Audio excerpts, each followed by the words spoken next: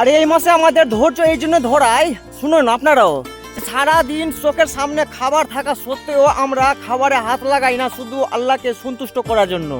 এই অভ্যাসটি আমাদের শেখায় কিভাবে নিজের লোভ এবং আবেগকে নিয়ন্ত্রণ করতে হয়, যা বছরের 11 মাসটা আমাদের বিপদে যাবার জন্য রক্ষা করে এই আমাদের রমজান মাসটা।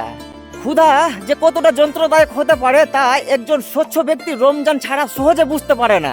আর এই মাসে দান করলে কতটা স্বভাব রয়েছে সেটা এই আমাদের রমজান মাস আমাদেরকে শেখায়।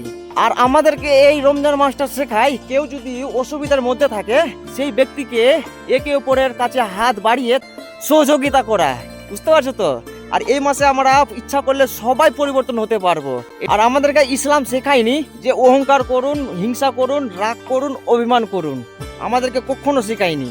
আর সবশেষে এক কথাই, রমজান আমাদেরকে বদলাতে আসে, কিন্তু আমরা যদি বদলাতে না চাই তাহলে রোজা এসেও চলে যায়, আমরা আগের মতন থেকে যাব, তাহলে কিচ্ছু হবে না। देख मुझे सब ने छोड़ दिया है, तेरे पास आने का वक्त है, मुझे माफ कर। मैंने तेरे बंदों से सुना है तू बड़ा गफूर और रहीम है।